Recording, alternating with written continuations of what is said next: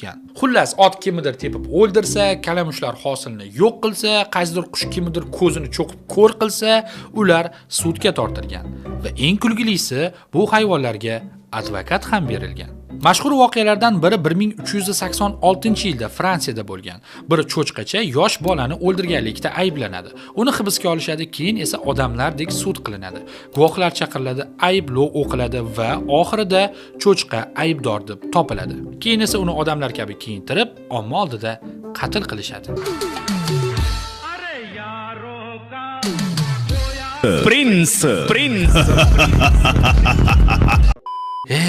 Hali bu hol va kalamushlar, hasharotlar bilan bo'ladigan sudlarda, ular hasharotlarni ham sud qilishgan. Xullas shunaqa sudlarda advokatlar mijozim bugun sudga kela olmadi, yo'lda mushuklar xavf solyapti degan argumentlarni ham ishlatishgan. Sudyalar bo'lsa buni jiddiy qabul qilishgan. Agar bordi-yu kasallik, ocharchilik, tushunarsiz o'limlar ko'payadigan bo'lsa, ayrim hayvonlar jodugarlik qilyapti deb ham sud qilingan. Masalan, bola kasal bo'lib qolsa yoki hosillar nobud bo'lsa, mushuklar ayblangan. Eng mashhur gumondor esa odatdagidek qora mushuk. Sababi uni jodugarning yordamchisi deb ishonishgan. Dahshatli tomoni, gumon qilingan mushuklar ayovsiz o'ldirilgan. Endi yaxshilab joylashib olib, diqqat bilan eshiting. 1474-yilda Shvetsariyaning Basel shahrida bir xo'roz tuxum qo'ygan. Bilamizki, xo'rozlar ba'zan tuxum qo'yib turishadi, lekin o'sha paytdagi odamlar biologiyani yaxshi bilmagani uchun bu xo'rozni tuxumidan qo'rqib, endi bu tuxum ichidan ajdaho yoki iblis chiqadi deb ishonishgan.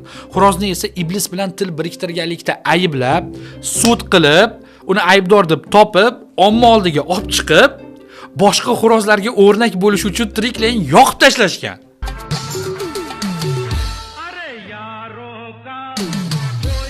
Prins.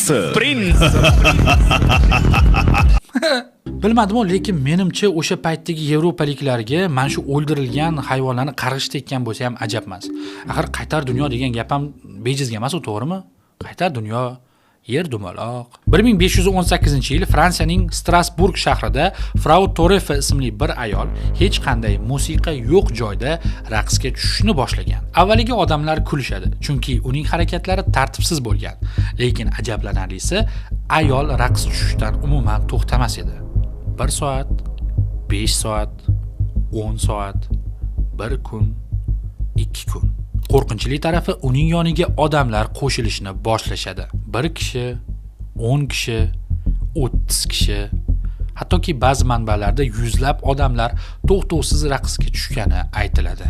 Eng dahshatlisi, ular xursand emas edi. Ayrimlar charchab yiqilgan, oyoqlari qonagan, yana ayrimlari charchoqdan yuragi